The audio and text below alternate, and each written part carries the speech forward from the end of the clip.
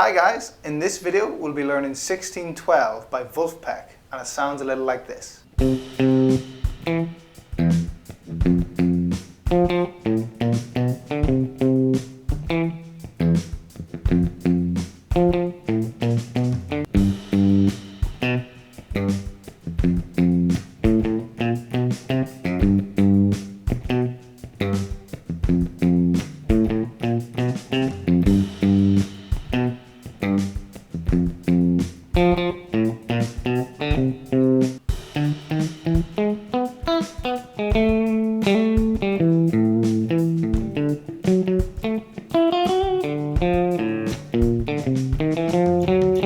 Okay, so hello and welcome to the 1612 by Vulfpeck guitar lesson. I'm Thomas, and in this video we'll be looking at the three sections of the song, the verse, chorus and the bridge that is, with the specific guitar parts, and we'll even look at the overall harmony so you can see how these parts work within those chord changes. And as a little extra, there's a nice little easy piano rhythm section going on in the electric keys. We'll look at that also to kind of give you an idea of what you can do with this harmony and the two interlocking rhythmic parts. So don't forget, if you want to see a full write-up of this lesson, which includes the chords and the rhythm, click the link below to take you to our website. And as always, don't forget to subscribe. Okay, so let's start off in the chorus, which also doubles as the intro. This is the biggest part of the song we've been playing most of the time. So the first thing we're doing is looking at the chords, which are C and F, and it just goes between those two. So we're starting on the 3rd fret of the A string, which is C, with a double hit. Then up to the 2nd fret of the D string, and then to the octave of that note on the low E string. So, and then moving into the F chord, we're starting with the root note F on the 1st fret of the E string, double hit again, and then a double hit on its octave on the 3rd fret of the D string.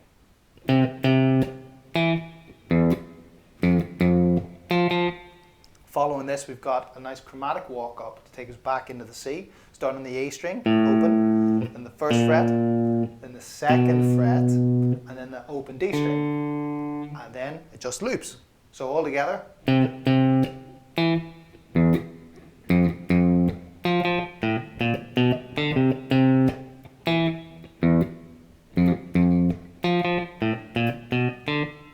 Okay, and as the song goes on, you can hear them start to develop it and kind of riff with it a little bit more. So you'll hear little things like chromatic walk-ups to fill the rhythm. So that kind of thing was just open D string, 1st fret D string, 2nd fret up to that note and carrying on. So they just do that to kind of change it up a little bit, give it a bit of flavor. So you can kind of listen out for those, see if you can find any more, or even better, figure out ones for your own to put in that you like. This style of music's all about that little bit of improvisation. So now, moving into the verse, we've got two chords again, this time G7 and F7, so it gives it that kind of funky, dominant flavor. So the first thing we're starting with is the 3rd fret of the E string, double hit, up to the 2nd fret of the A string, and then back. So, and you can see it's kind of mirroring the rhythm from the first section. Okay, so the second chord then, we move into the F. We're starting with the root note again here, double hit, moving up to the open A string, double hit, and we've got another walk up, so that is double hit on the A string, then 1st fret, 2nd fret, 3rd fret, before jumping back to the 1st fret of the E string, and then it just loops again. So.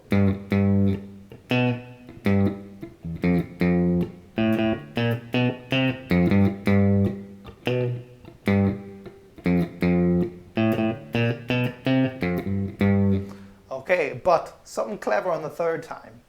So this whole section, you basically play those two chords 3 times each. But on the 3rd time, the F riff is slightly different. So the G's again, and then we come to the F, and actually we've reverted back to the 1st riff from the chorus to take us back into the chorus. So it's a clever little signal there that we're going back in. So that is just the exact same thing you would play on the F chord in the chorus. but you just play that on the last of the 3 iterations in this verse. Okay, so the last section we've got is the bridge, and our first chord in this is an E dominant 7 chord, and the rhythm carries on from that stuttered rhythm and that lead up of the chorus. So we've come out of the F chord, which is, and then our first note of the bridge now is 5th fret of the D string, sorry, 5th fret of the A string, 6th fret, and then 7th fret. So we've done another chromatic walk up to the root note of this chord, which is E there in the 7th fret. Okay, following that is 6th fret of the D string, 4th fret of the G string, 5th fret of the B string, back to the 4th fret of the G string, and then back again to the 6th fret of the D string. So it's just a complete arpeggio of an E major chord. Okay, and then we move into the next bar and the next chord, which is an A minor, and we land there on the 7th fret of the A string, and it goes like this. So that was, once we land there, hammer on from the 5th fret back onto the 7th fret, and then 5th fret D string, 7th fret A string, to the root on the 5th fret of the A, over the E string, sorry, and then 7th fret A string, 5th fret E string, so you got that little 7th fret to the 5th fret before hitting the root then on the next chord, which is a D7 chord. So let's just play up until that part because it's a little bit tricky to follow.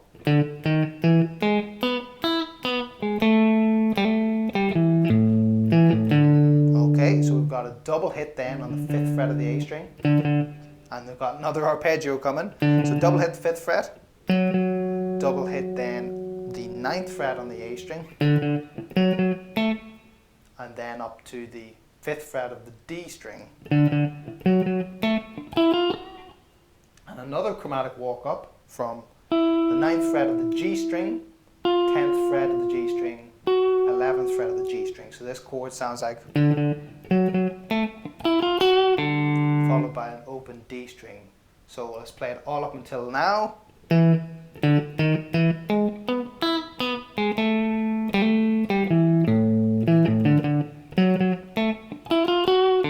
You got that little delay in the rhythm. Delay, open D string. Okay, into the second last chord of the bridge, an F again. So then we're on the 3rd fret of the D string,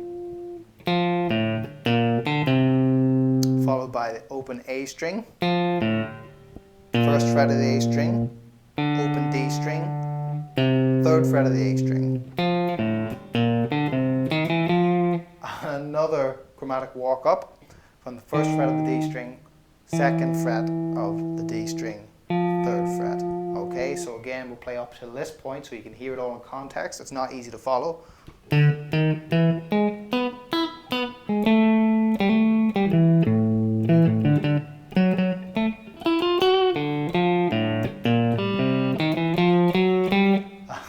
So we're going a full chromatic walk up really. So 4th fret of the D string into the last chord, which is a G, and we've got some rhythmic stops here on this root note of the chord. So it's literally just 1, 2, 3, 4, 2, 2, 3, 4, 3, 2, 3, 4. Last one, 4, 2, 3, 4. Now on that last one, we've actually got another little kind of lick to get us back into the chorus. But we'll play all of this bridge now. 3, 4.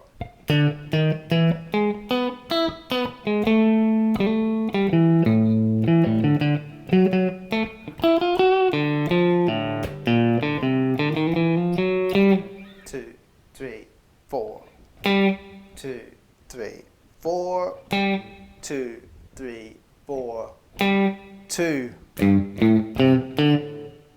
So then on the 3rd fret, sorry, the 3rd beat of that last bar, we've got 3rd fret of the E string, 5th 5th fret of the E string, 3rd fret of the A string, and 5th fret of the A string.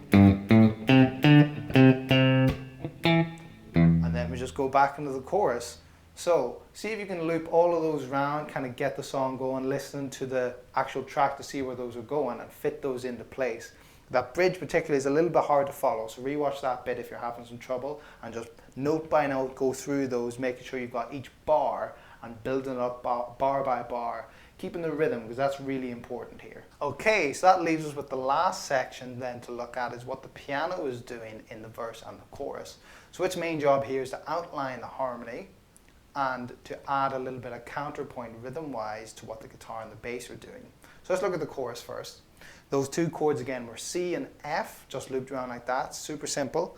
And keeping with that simplicity, we're going to play a C like this, which is 5th fret of the G string with my 2nd finger, 5th fret of the B string with my 3rd finger, and 3rd fret of the E string with my 1st finger. You can see it there. If you're not familiar with this shape, it comes from an A bar chord. You've just taken those lower notes out and played the top bit. So the rhythm then there is nice and simple. If you're going to play that with a pick, I suggest all downstrokes and palm muting in between so you can keep it nice and punchy. Otherwise, you can just pluck it. So then moving into the next chord, which was the F, now we're going to use 1st finger on the 5th fret of the G string, 3rd finger on the 6th fret of the B string, and 2nd finger on the 5th fret of the E string. There's a lot of numbers there, but it looks like this. Now, if you're not familiar and you might be saying, well, why is that an F? This is actually the same shape as a D major, and all I've done is slide it all the way up to where these notes will now form an F major chord. And the rhythm again is just the same there. So that part then, the piano in the chorus.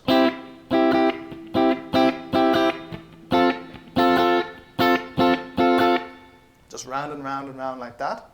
Okay, so now looking at the verse, the two chords here were G and F, 7, both of them. So to play this,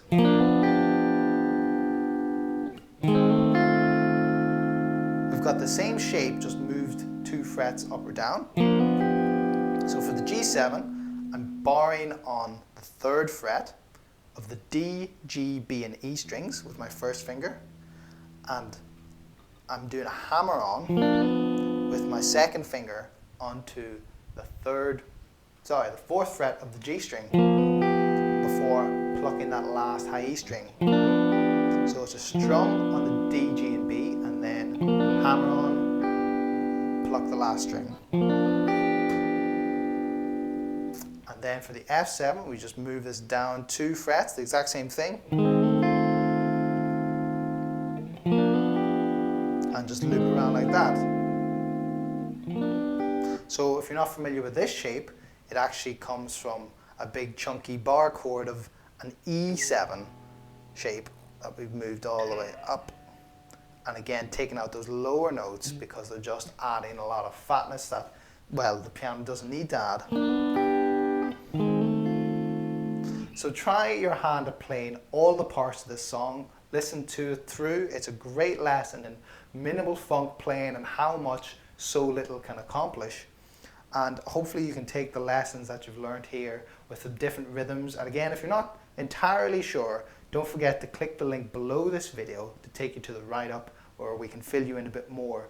Play around with that harmony and the parts, and I'll catch you next time.